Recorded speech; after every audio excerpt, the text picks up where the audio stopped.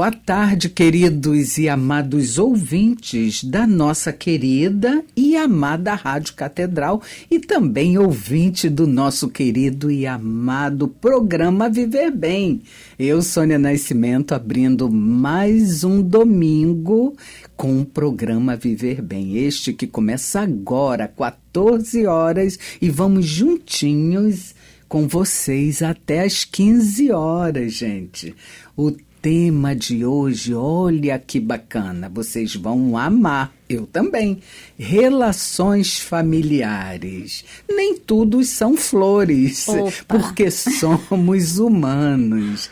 E, gente, muitos foram os pedidos para que eu convidasse novamente a doutora Patrícia Gavazza, que fez agora, no domingo passado, um programa com a gente. Ela é psicóloga clínica, vou deixá-la se apresentar, inclusive falar da sua paróquia também. Boa tarde, doutora Patrícia. Boa tarde, doutora Sônia. Bom, você já falou, meu nome é Patrícia Gavazza, sou paroquiana lá da Barra, do Santo Agostinho e Santa Teresa, da Matriz de Santa Teresa. Santa Teresa não, é Santa Rita, minha gente. É porque eu tenho uma filha, doutora Sônia, chamada Teresa.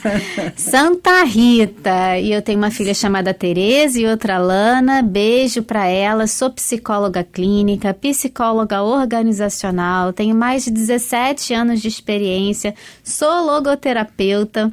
Meu CRP é 40905. E é um prazer estar aqui com vocês. Atendo online, virtual, na Barra, na Zona Sul, enfim. E vai ser ótimo o nosso papo hoje. É verdade. Esse tema, né, doutora Patrícia, é maravilhoso. É mesmo. Afinal, a família é a base de tudo. E se você que nos escuta agora tiver alguma pergunta, ou alguma dúvida, ou alguma contribuição, pode escrever para a gente pelo nosso e-mail viverbem@radiocatedral.com.br e também nos seguir pelo nosso Instagram.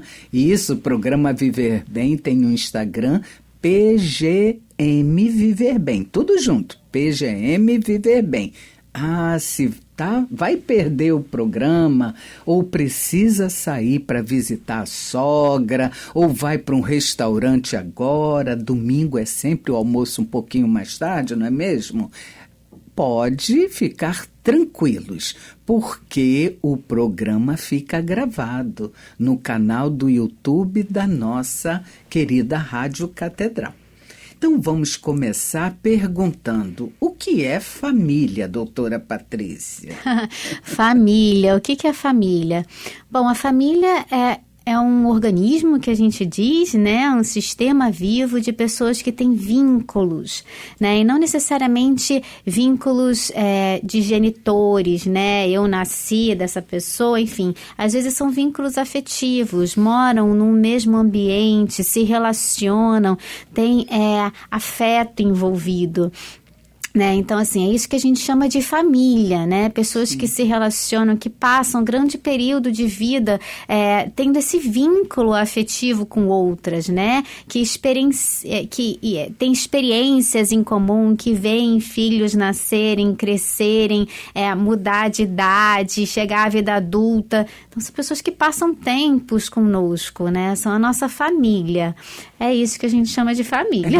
E aí eu gostaria até de complementar dizendo que é a manifestação mais afetuosa do amor. Ótimo. A família é a base de uma verdadeira sociedade mais humana, gente.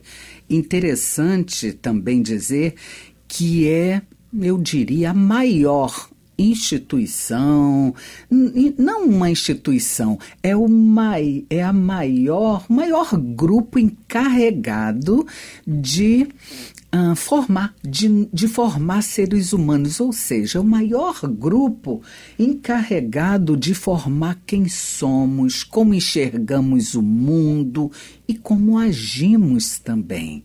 Então, a família é muito importante e é importante que podemos trazer uma reflexão sobre ela. Relações familiares. Eu disse, nem tudo são flores, é verdade, até porque somos humanos. Isso aí. Doutora Patrícia, a primeira pergunta é muito interessante e tem a ver com o nosso momento atual, tecnologia e IA. A tecnologia e a inteligência artificial estão mudando tudo. Isso pode afetar os vínculos familiares? Eu acho que sim. Se a gente pensar na tecnologia como mediando os relacionamentos, hoje em dia a gente se fala por vídeo, a gente se fala no Zap, a gente está constantemente conectado, a gente tem a sensação de que a gente está conectado com as pessoas, a gente está conectado com avós, tios que moram longe, então parece que aproxima, mas ao mesmo tempo é um jeito de se vincular, é um jeito de lidar mais frio e distante. Então, assim, se a gente for pensar, que nem a doutora bem falou, a família é onde a gente aprende também a ser social. A gente está aprendendo a criar relacionamentos sociais, como que a gente vive em conjunto com as pessoas. Se a gente pensar dessa forma, a tecnologia está deixando a gente mais distantes, a gente está desaprendendo a viver em sociedade. A gente viveu um pouco isso com a pandemia, né? Que as pessoas ficaram muito reclusas e depois a gente sente assim o efeito de quando as pessoas saíram, parece que ficou diferente, a gente não sabia como se relacionar ao vivo com os outros, né? É engraçado porque parece que a gente desaprendeu também a ficar com os nossos filhos, né? Hoje em dia as crianças elas passam muito tempo nas telas e nos celulares. E às vezes o celular quebra ou a gente tira e parece que a gente não sabe o que fazer com aquela criança, né? O que a gente conversa, o que a gente fala na mesa de jantar, né? Como que a gente interage. Então, eu acho que assim, a tecnologia ela tá aí para facilitar muita coisa, mas ela precisa ser assim, utilizada com equilíbrio, né? Que ela não substitua a proximidade do relacionamento social, né? Que isso é super importante.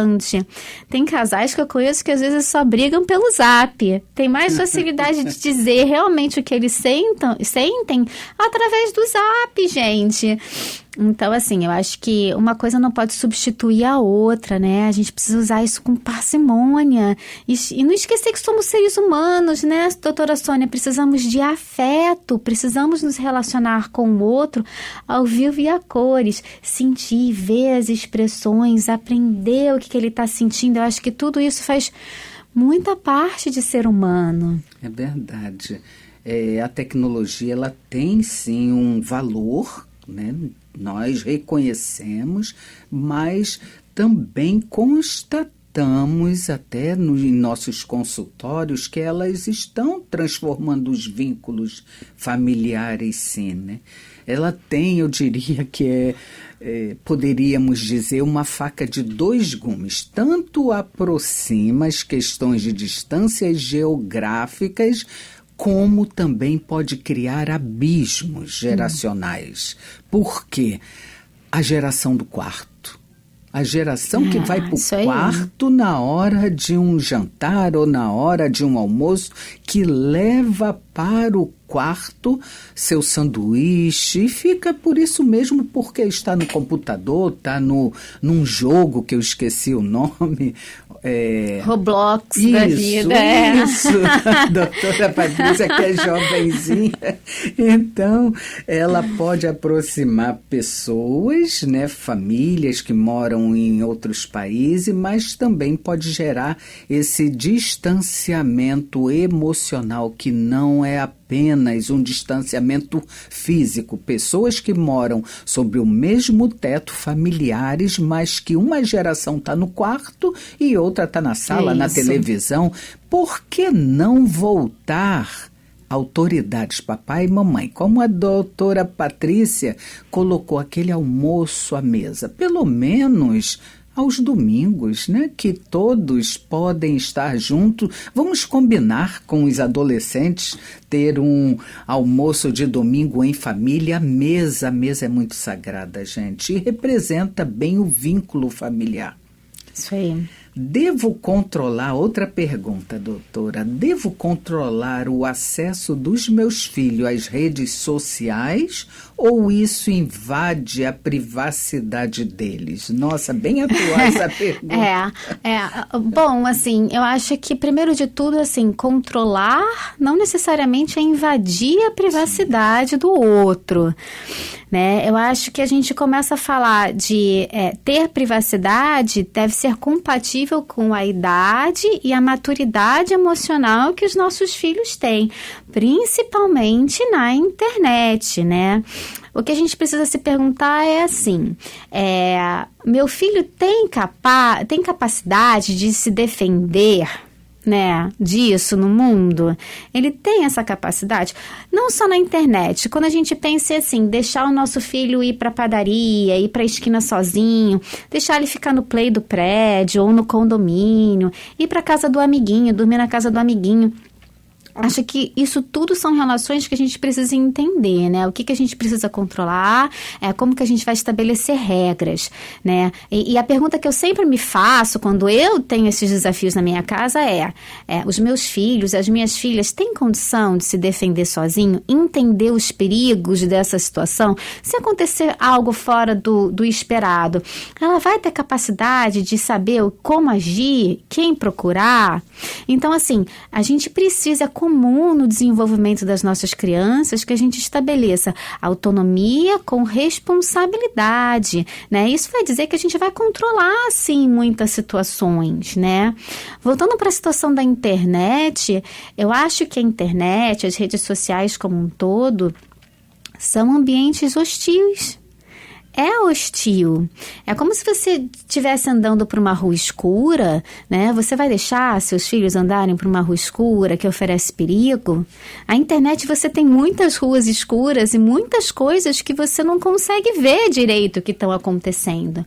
Então, assim, não se trata de não permitir que a criança navegue, principalmente assim, se vai chegando na adolescência. Mas eu acho super saudável a gente pensar em elaborar regras em conjunto, sim, com esse jovem, né? O que a gente vai estabelecer? O que é um relacionamento saudável? Onde é que você vai navegar pela internet? A tecnologia ela tem evoluído muito rápido, doutora Sônia, mas a gente está começando a entender também o que é certo, o que é errado. A gente está falando agora de fake news, de cyberbullying, de haters. Então, assim, é importante que a gente faça uma cybereducação também dos nossos filhos, não só dos perigos que ele pode encontrar na internet, mas também como ele pode ser uma pessoa, né, saudável na internet, que ele também não erre, né, uso de imagens, enfim. Então, tudo isso precisa ser, sim, conversado com os nossos adolescentes. E faz parte, sim, estabelecer limites, né, e controle, para que eles possam crescer também de uma maneira protegidos, né? É verdade. Até porque entendo que é indispensável e necessário, sim, e até educativo. Sim, educativo. Que pais possam saber como estão seus filhos navegando, por onde, quais salas e possam consertar rotas também, conversar. Então, assim, meu filho tem a capacidade de se defender sozinho? Eu já expliquei tudo, todos os perigos envolvidos. Eu conversei com ele abertamente sobre isso. O diálogo é fundamental, porque, assim, a gente pode estabelecer regras, mas a gente não vai conseguir controlar tudo. Verdade. E a gente precisa educar. Isso para a vida, independente se é na internet ou não. É verdade. Doutora Patrícia Gavazza, vamos precisar fazer 1 minutinho de intervalo e voltaremos para o segundo bloco. Aguardem aí. que voltaremos já já. Boa tarde, mais uma vez, agora iniciando o segundo bloco do programa Viver Bem, o programa de psicologia e espiritualidade que nos ajuda a refletirmos sobre a vida que a gente tem. Muitos me perguntam se somente psicólogo e psicóloga são convidados a participar do programa. Eu digo que não, gente. Se vocês tiverem ou forem um profissional da área de saúde que gostaria de contribuir, pode escrever pelo nosso e-mail viverbem@radiocatedral.com.br. E até para ilustrar a sua pergunta, eu já convidei aqui a participar enfermeiro, professor, profissional da imagem, quem mais? Nutricionista, enfim. Mas o programa é de psicologia e espiritualidade, os maiores convidados são psicólogos. E hoje eu estou com uma delas, que é psicóloga clínica, especialista em logoterapia. Ela que é da paróquia Santo Agostinho e Santa Rita, mora na Barra, é a doutora Patrícia Gavaza, que está respondendo e interagindo com todos nós, com todos vocês, ouvintes da rádio, sobre o tema relações familiares. E atendendo aqui a um ouvinte, Ezequiel se diz: sou um ouvinte novo da Rádio Catedral. Minha esposa pediu para eu ouvir o programa Viver Bem no mês passado. E de lá para cá, fico ligado todos os domingos. Muito obrigada, Ezequiel. Muito contente com a sua participação. E a sua pergunta estou passando aqui para a doutora Patrícia Gavaza. O Ezequiel diz assim: numa sociedade em que os valores estão cada vez mais frágeis, como podemos construir os laços fortes com os membros da família, doutora? Bom, como é que estão os valores dentro dessa família? Né? A sociedade, os valores estão cada vez mais fracos, né? Entendo, né, o que ele quer dizer, né? A gente fala que existe a morte da tradição, existem diversos livros que falam sobre isso, né? Que as coisas são muito mais efêmeras agora, os valores são muito mais... são diferentes, são consumismos, né? Enfim, a gente fala muito mais desse mundo, dessa modernidade líquida. Mas a família... também, como a doutora Sônia falou muito bem no primeiro bloco, onde a gente também tem a primeira constituição dos valores, né? A gente aprende, às vezes, por exemplo dos nossos pais, dos nossos irmãos, das pessoas que moram com a gente. Então, nesse lar, nesse lar dessa família, né? Nessa caminha que a gente faz a construção do que é viver em sociedade, é onde a gente também experimenta os valores. Então, eu pergunto para você, como estão os valores dentro de casa? Vocês são coerentes? A ação que vocês tomam no dia a dia é coerente com os valores que vocês acreditam? Vocês têm bons exemplos para dar para os seus filhos? Vocês conversam sobre isso? Vocês ensinam, né? Os limites, as correções que vocês dão? Tem como fundo os valores que vocês carregam? Então, assim, os valores que vão circular na sociedade depois são os valores que você também instituiu dentro da sua casa, os seres humanos que você formou dentro de casa, né? E a primeira escola é a nossa família mesmo. E assim, dessas relações aprendidas dentro de casa é que a gente vai se relacionar com o mundo, com a escola e depois com o trabalho, né? Então, assim, mesmo que você sinta que os valores do mundo são diferentes do que você gostaria de profetizar ou perpetuar, você tem aí um terreno muito fértil dentro da sua casa para você fazer, principalmente na educação dos seus filhos. E os nossos filhos, eles precisam entender, né, o que é o certo, o que é errado, o que é o esperado, quais são as regras claras dentro de casa. Isso é super formativo e muito importante para a criança. Verdade. E até complementando essa brilhante colocação da doutora, eu diria que para se construir laços fortes, Ezequiel, se faz extremamente necessário o afeto. O afeto que é amor. O afeto que se expressa como? Através da presença, do tempo de qualidade, da firmeza com o amor, da autoridade, do tempo para o diálogo, do passeio de bicicleta, verdade, né? Das coisas boas, das experiências positivas também. Das coisas simples da vida. Até através de um abraço. Sabe aquele abraço apertado que a gente sente o coração do outro? Então, que a gente possa, que todos nós possamos ser essa expressão do afeto dentro da nossa família. Não apenas mensagens de WhatsApp, Sim. não apenas isso, mas um sorriso e algo que é muito precioso e que não vende nas prateleiras de supermercados e nem farmácia. O que é precioso hoje é tempo. Dá tempo. Tempo de escuta, tempo de olhar nos olhos. Então, os laços podem ser construídos, sim, com os membros da família através disso, do afeto, do amor, do tempo, do abraço, do sorriso. Eu diria tempo com presença. Isso, né? Tempo com presença. Poxa, mas eu trabalho, eu faço isso, mas às vezes não é a quantidade de tempo, é a qualidade da sua presença, né? Poxa, meu filho não fala mais comigo, mas você senta para escutá-lo? Você pergunta realmente o que tem se passado? Então, assim, é a presença. Isso é muito importante. Verdade, doutora.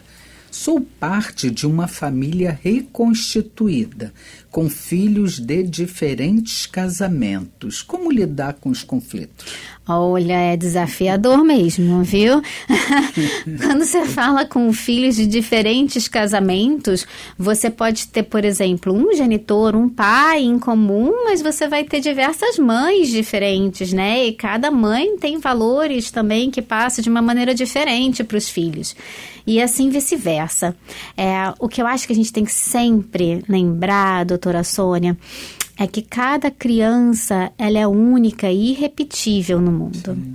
Então, cada vínculo precisa ser cuidado e cultivado como se ele fosse único e irrepetível.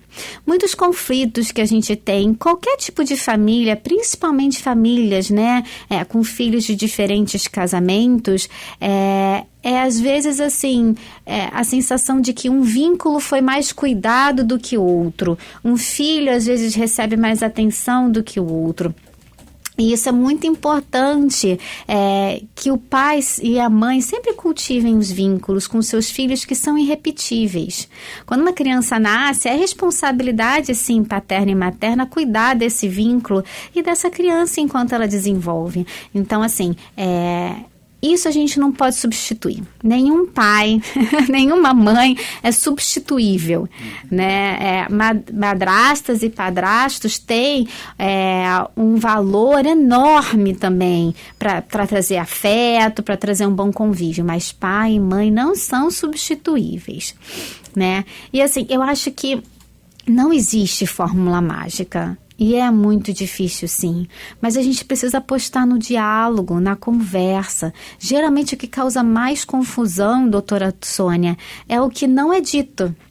É o que ficou deixado de lado, é aquela sensação de incômodo que não foi compartilhada, é aquela discussão que vocês não conseguiram depois terminar e conversar a respeito. Então, assim, o não dito, que não se traz para a mesa para a gente conversar, para a gente dialogar, é o que geralmente causa mais conflito com as famílias.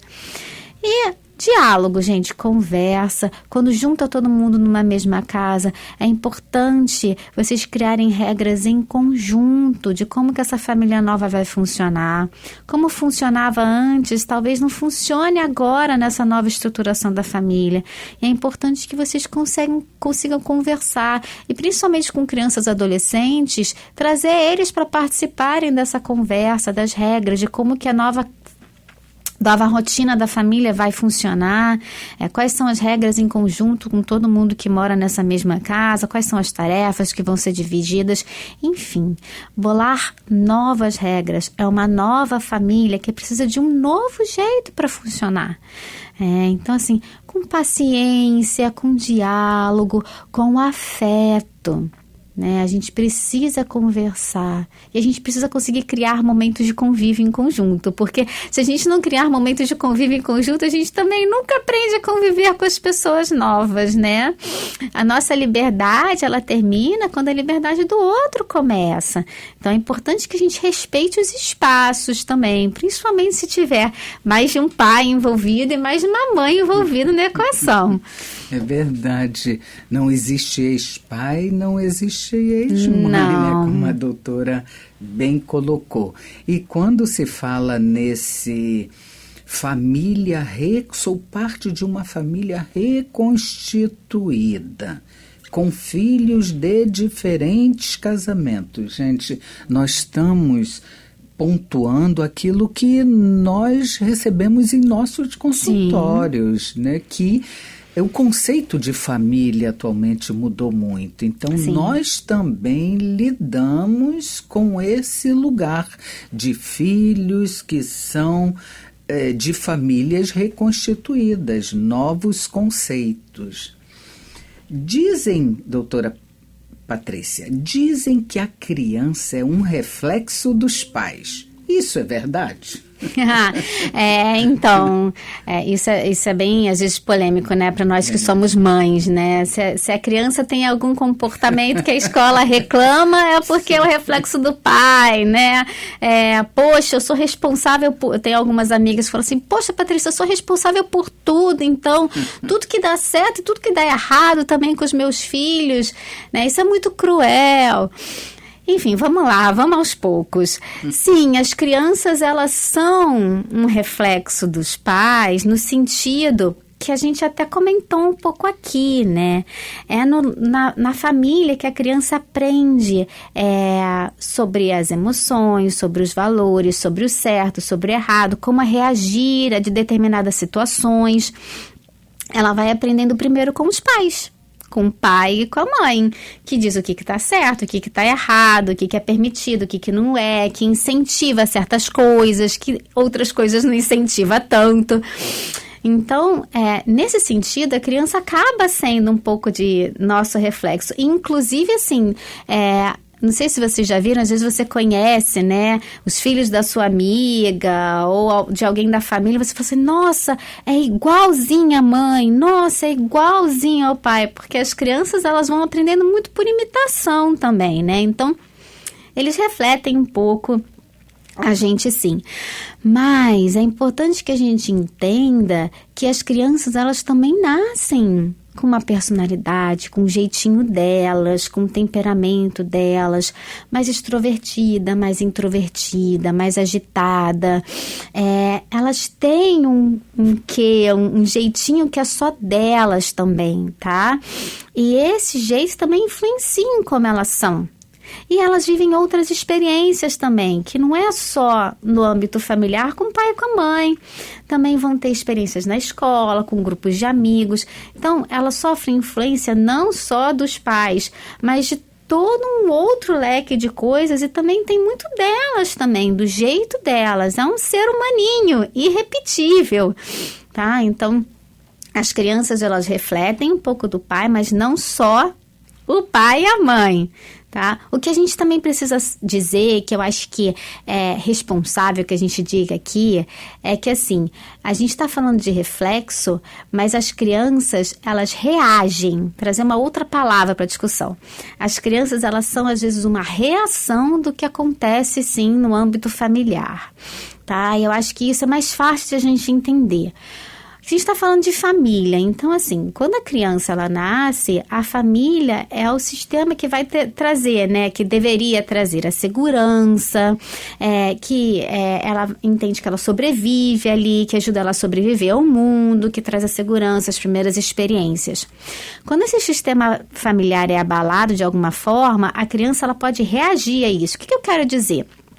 Se os pais estão passando por uma doença, por um desemprego, por alguma situação estressante, quando tem a morte, o luto de alguém dentro dessa casa, quando muda de casa, muda de escola, muda de apartamento, por questões familiares, essa criança ela acaba reagindo a isso. E às vezes a reação dela é sentida na escola, começa a entrar em brigas, cai o rendimento escolar, porque nem sempre ela consegue verbalizar o que ela está sentindo, né? Então, nesse aspecto, quando acontece alguma coisa, que às vezes a gente é chamado na escola, né? A primeira coisa, às vezes, que a psicóloga da escola vai perguntar é: tem acontecido alguma coisa diferente em casa? Está tendo alguma questão? Vocês estão passando por algum momento? Porque a criança, ela reage sim.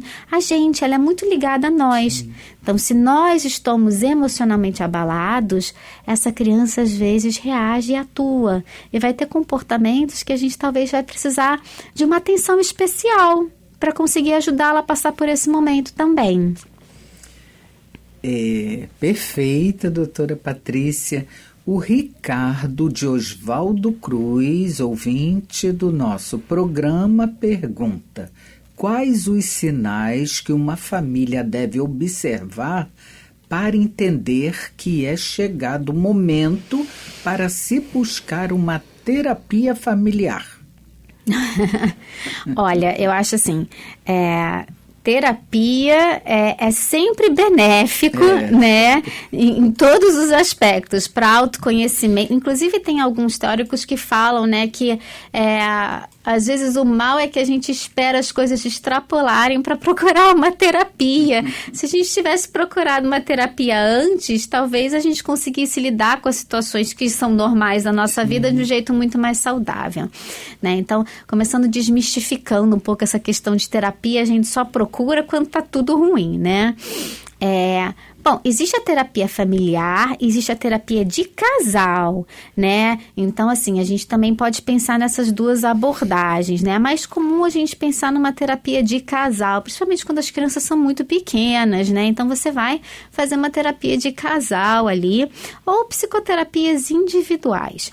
Eu acho que quando o momento em família está sendo muito menos prazeroso, né? Está sendo mais desafiador, com constantes conflitos do que trazendo prazer, está causando mal-estar, um adoecimento psíquico das pessoas, um autodescontrole constante ou um sentimento de tristeza. Quando as coisas estão muito negativas constantemente, eu acho que é importante que a gente busque uma ajuda sim.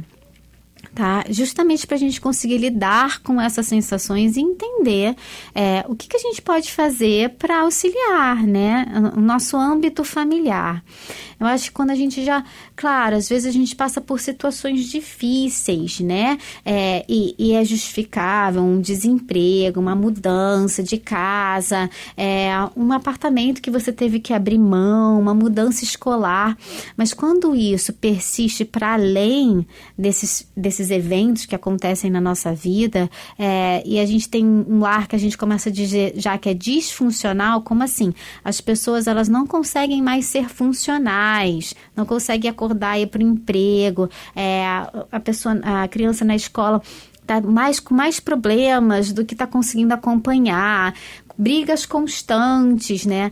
Eu acho que já não está sendo muito bacana, sabe, doutora Sônia? Eu acho que a gente precisa. Aí não é poder, já é necessidade, né? Precisamos procurar. É verdade, até porque, como a doutora falou, é uma ajuda profissional, não é um amigo, não é um familiar. Nós temos, claro, o nosso foco é ajudar o paciente ou o casal ou a família a ressignificar o que está acontecendo ou o seu sofrimento. E eu diria que um dos fatores que mais levam casais ou relacionamentos familiares a procurar uma ajuda psicoterápica é a falta de diálogo. A falta de diálogo que geram conflitos existenciais e muitas das vezes não se sabe verbalizar. Então, negligências também, divergência de valores e outra, que aí estou me recordando aqui, algo que é muito distinto, questões financeiras. As questões financeiras, divisão de despesas, tem gerado a maioria dos conflitos, muitos conflitos. Mas vamos precisar fazer mais um minuto de intervalo e voltaremos para o último bloco, gente. 1 minutinho apenas e já voltaremos. Voltando aqui ao terceiro e último bloco do programa Viver Bem, o programa de psicologia e espiritualidade que nos ajuda a refletirmos e agirmos também com a vida que a gente tem. Essa vida que é um presente, que é um milagre, que Deus nos dá para que possamos viver bem, gente. Somos seres humanos, temos problemas, temos que pagar boletos, mas nós ganhamos gratuitamente o maior presente, a vida. Então, estamos falando sobre relações familiares. A convidada de hoje é a doutora Patrícia Gavazza. Ela é psicóloga clínica, ela é logoterapeuta, ou seja, especialista em logoterapia, paroquiana da Santo Agostinho e Santa Rita, na Barra, atende em consultório presencial na Barra e aqui na Zona Sul também, e também atende online, gente. Sim. Atende crianças, adolescentes, né? Isso, adolescentes e adultos também. O tema de hoje está muito interessante. E a pergunta bem curiosa da ouvinte Sandra Mota, que é da paróquia São Judas Tadeu de Bangu, ela pergunta: doutora Patrícia, qual a salvação? Ela colocou salvação entre aspas. Qual a salvação da família? A família, então, precisa ser salva, gente? Pois é, né? Temos ações salvíficas para resgatar, para ajudar, né? E já até falamos sobre isso, né, doutora?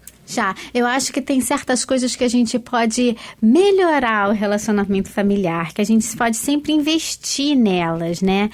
E, assim, com uma boa psicóloga, eu diria contato humano, conexão, cheiro, né? A pessoa, o afeto. Então, assim, momentos de convívio, né? Eu lembro que na minha casa a gente estabeleceu algumas regras de sempre jantar em conjunto, ou momentos que a gente possa conversar sem estar no celular, sem estar nas telas, sem estar trabalhando e conversando ao mesmo tempo, para que a gente possa se conectar com as pessoas, para que a gente possa conhecer.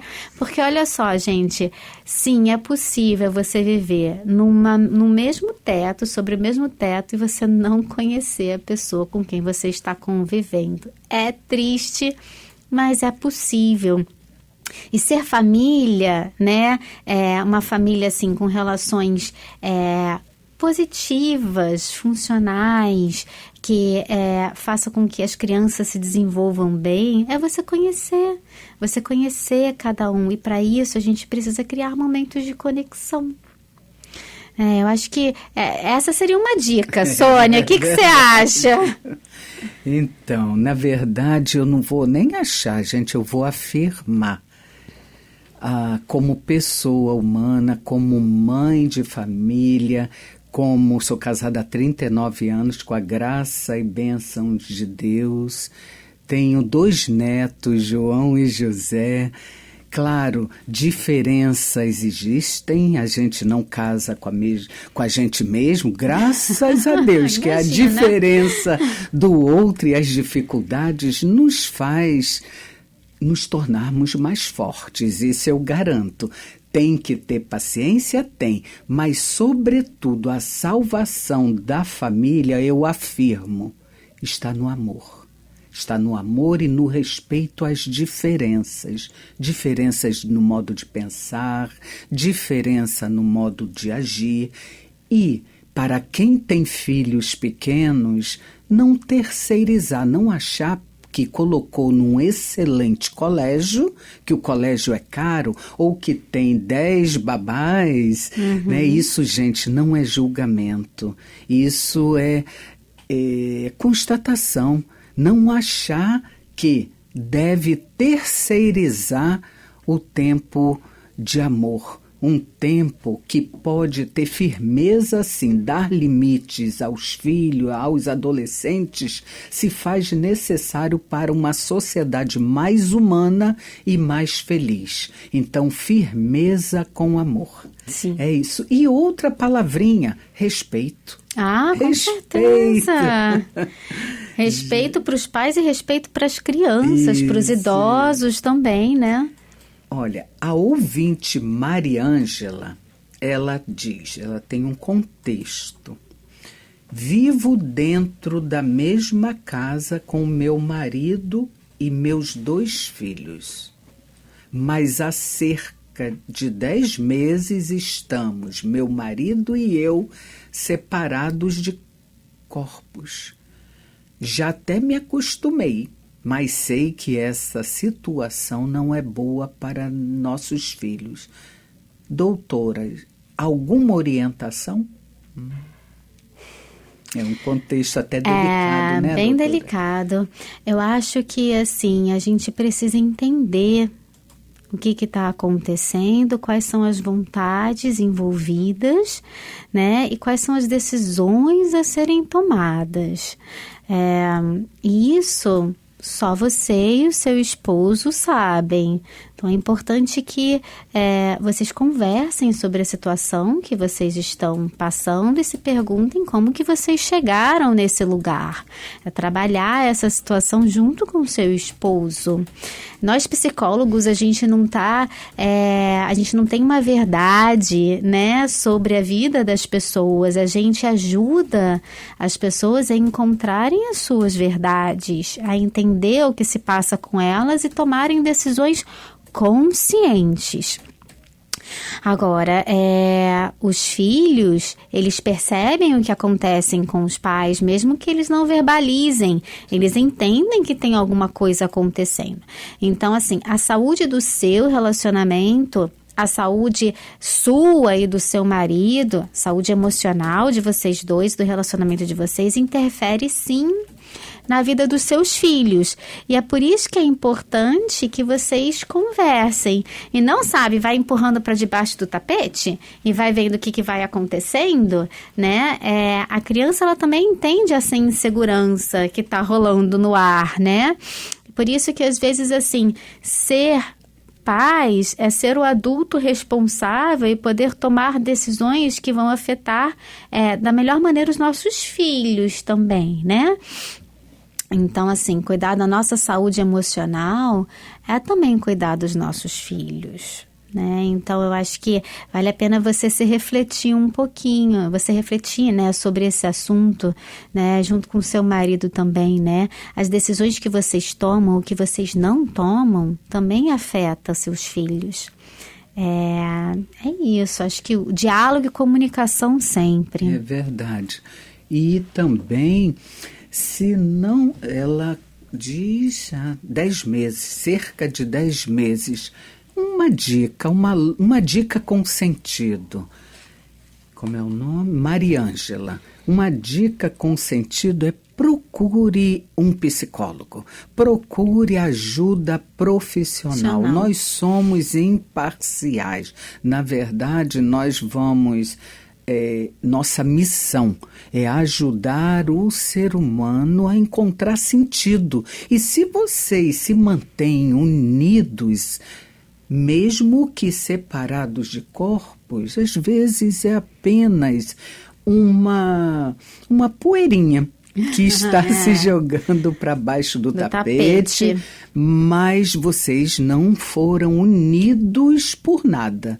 Deus tem um propósito com tudo isso e você e seu esposo, se mantêm aí juntos, existe amor, existe respeito, existe a vontade de...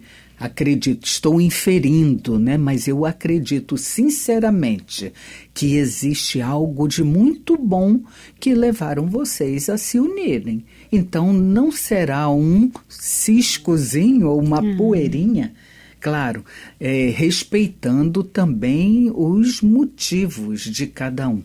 Então a ajuda profissional vai auxiliar muito ao que eu denomino divórcio emocional. Entendem? Vocês estão juntos, mas estão divorciados emocionalmente, mas estão sobre o mesmo teto. Então, esse divórcio emocional tem uma justificativa. Então, busquem ajuda profissional de um psicólogo ou psicóloga séria, que acredito que a salvação para a família. Estamos quase chegando ao final de um programa. Uma outra pergunta. Como melhorar, doutora Patrícia, a comunicação dentro de casa? Eu acho que esse é o maior fator de brigas e desentendimentos dentro de casa, né? Acho que a gente pode fazer uma pergunta para responder essa, né? Vocês têm se comunicado realmente dentro de casa ou vocês estão apenas só falando? O que acontece muito é que a gente fala muito, vira um monólogo e a gente não está se comunicando de fato. Quando a gente pensa em comunicação, a gente pensa que a gente está falando algo para alguém. E o objetivo é que esse alguém lá do outro lado nos compreenda. E daí, se essa pessoa compreende a gente e começa a falar de volta, a gente inicia um diálogo. O que acontece é que muitas vezes a gente fala ao vento, né? Palavras assim, cuspidas, muitas vezes desconectadas no calor do momento, porque estamos irritadas e esbravejando, e nada comunica nada, e a gente tem um grande conflito, né? Quando a gente pensa em técnicas de comunicação, principalmente a comunicação que não é agressiva, a comunicação não violenta, né, que a gente diz, a gente sempre pensa que a gente precisa observar a situação, pensar nos sentimentos que a gente está tendo, quais são as nossas necessidades e fazer pedidos. Então, assim, quando a gente está dentro da nossa família, né, a gente chega às vezes cansado em casa, e a gente acha que é óbvio que estamos cansadas e que precisamos de ajuda, ou de atenção, ou de companheirismo. Mas às vezes não é óbvio, porque o outro também teve um dia cansado, o filho teve uma situação desagradável na escola, várias coisas acontecem, e daí quando a gente começa a falar, a gente não está se comunicando, a gente às vezes já está frustrada e esbravejando e falando sobre o que a gente quer, e não sobre o que a gente precisa. E daí assim, para a gente se comunicar melhor, a gente precisa se acalmar, nomear o que a gente precisa, os nossos sentimentos, os nossos pedidos e se comunicar efetivamente. E às vezes o óbvio precisa ser dito. Hoje não estou bem, preciso de ajuda, gostaria que você fizesse companhia para mim, né? Muitas brigas a gente evitaria se a gente já chegasse talvez com essa tônica de dizer e fazer pedidos, né? Mas para isso a gente precisa se colocar vulnerável, a gente precisa ter a tal da linguagem do amor, verdade, do afeto, né? E também o pulo do gato é você entender que tem outra pessoa do seu lado que talvez tenha outras necessidades. Que é outra pessoa. Que é outra pessoa, não é óbvio para ela e talvez ela precise de ajuda para entender e talvez ela tenha as necessidades dela também. E daí, assim, é olhar para o outro, né? Isso é super logoterápico também, né? A gente precisa construir pontes e não muros, né? As nossas palavras, elas devem ser presentes, pedidos. Gente, o programa maravilhoso, doutora Patrícia Gavazza irá voltar em breve e esse tema dá pano para manga, né? Dá, bastante. Bastante, nós nos empolgamos. Doutora Patrícia, em nome de toda a equipe técnica e direção da nossa linda Rádio Catedral, agradecemos sua brilhante participação. Já fica o convite para voltar novamente em breve. Peço que dê seu telefone, seus contatos Claro. E uma mensagem aos nossos ouvintes. Tá ótimo. Muito obrigada, doutora Sônia. É um prazer estar aqui. Meu telefone, meu WhatsApp de contato é 021 99708 9664. Tem Instagram também, Patrícia Gavazza, com 2 Es, psicóloga, tá? Então, Patrícia _Gavazza _psicóloga. Eu atendo clinicamente na Barra e na Zona Sul. E eu desejo a todos vocês muito diálogo, comunicação. E se na hora esquecer tudo, lembre que você pode conscientemente escolher as suas palavras. Verdade. É isso. Muito obrigada, Patrícia. Eu também quero deixar a minha mensagem, mas antes o meu telefone, o telefone da Clínica Viktor Frankl. Nós somos um corpo, um time de 20 profissionais, todos aqui cadastrados em nossa arquidiocese. Somos 19 psicólogos e um médico psiquiatra. Nosso WhatsApp é o 21 995066463 e o fixo 2135 1804. Minha mensagem é: para se ter uma excelente relação familiar, não se trata de ter tempo de sobra, gente. Se trata de estar presente com o tempo que se tem. Um abençoado domingo a todos e até a próxima semana.